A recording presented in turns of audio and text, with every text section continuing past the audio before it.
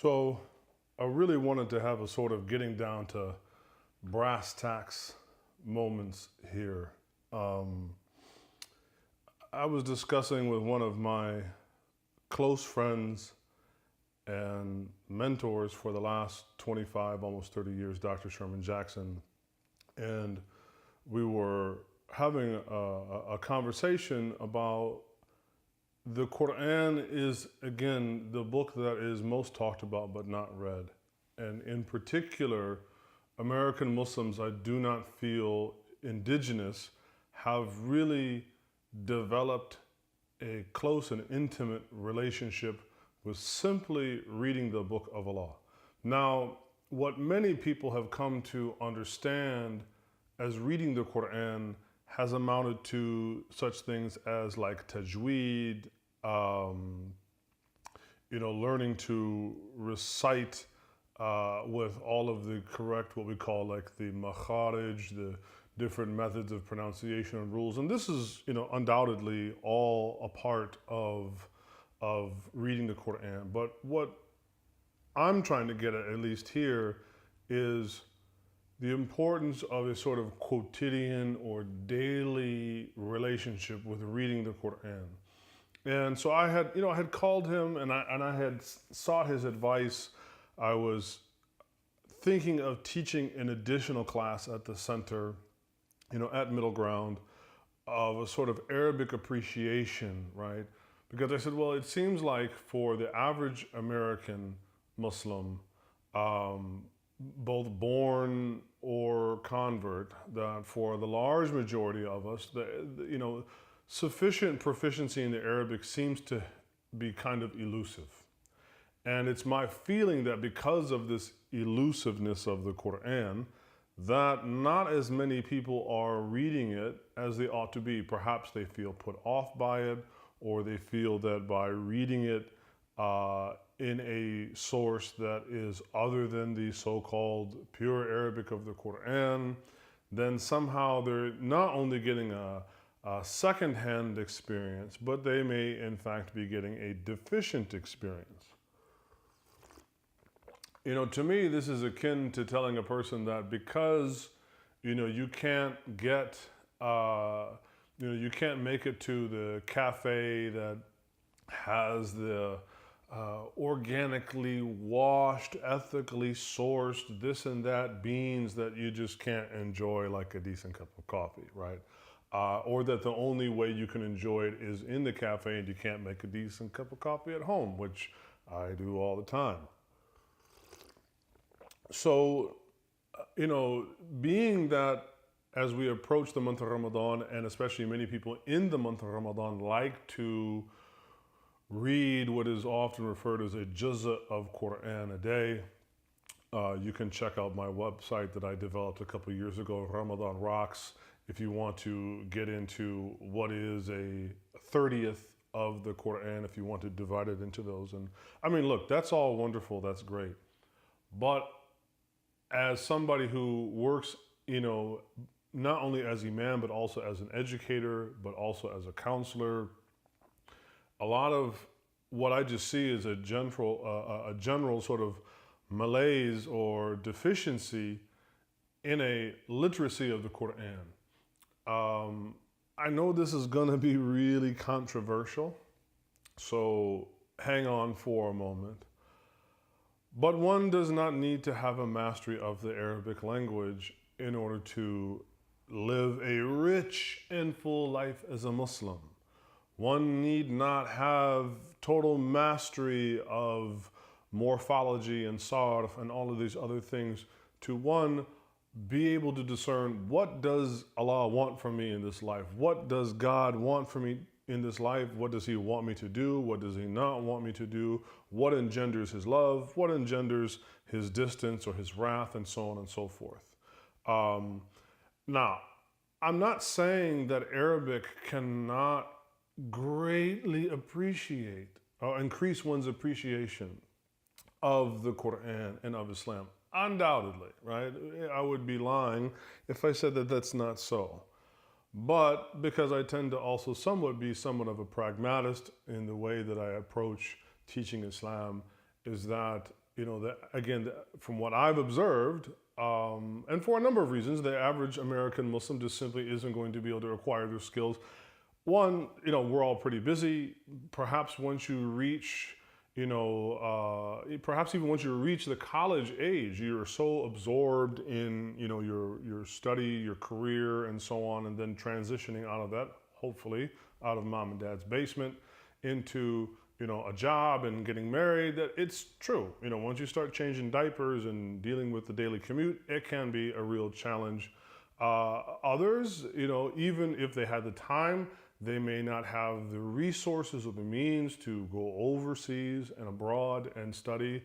I just want to provide a little parenthetical notation here.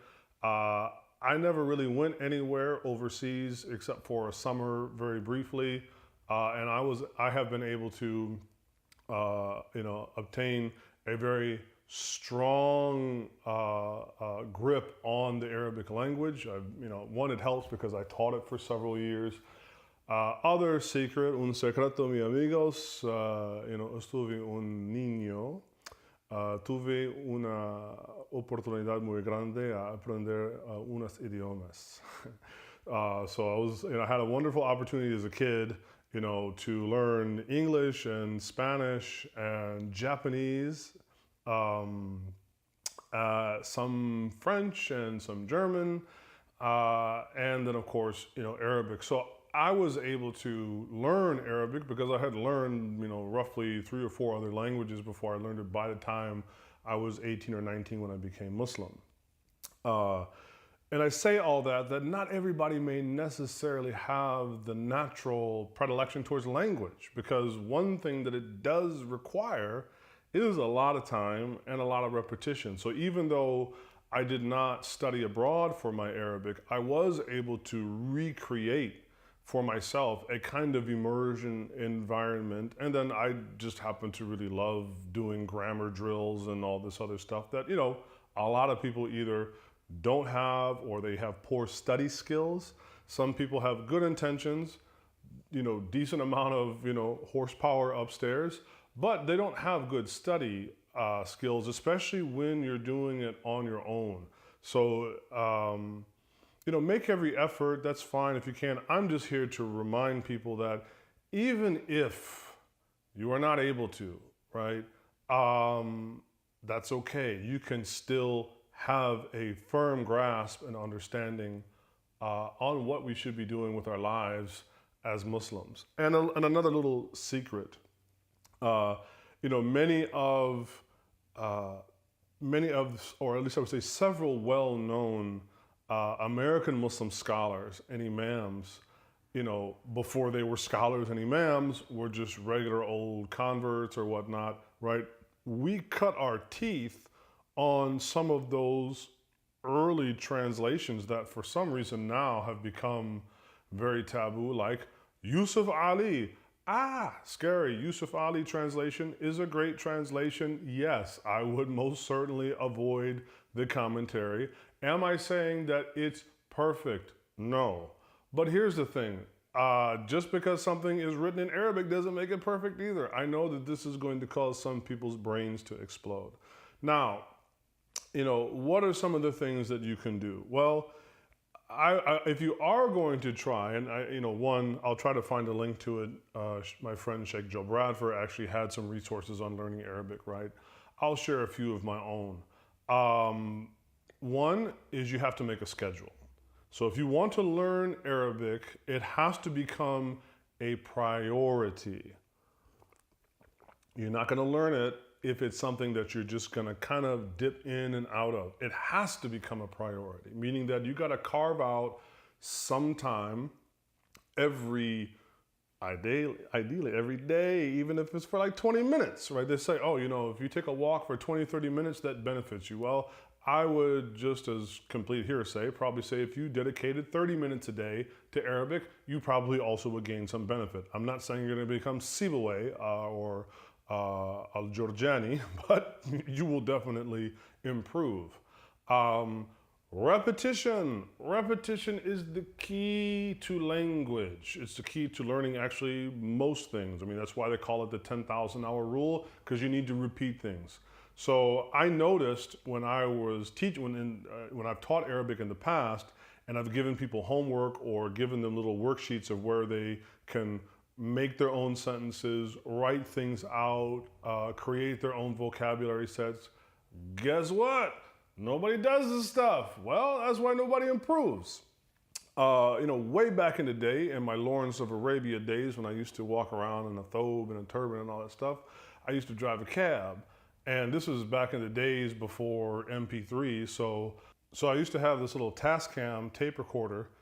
And, I actually learned a trick from back in the day from my musician days, which is one way to improve is to actually record yourself and listen to it. So one of the ways that I was able to learn tajweed really well, learn my Arabic really well, get my pronunciation to the point where many people, even native speakers, have said like, wow, where are you from? It's not just because of the way I look, but also because of the way I talk.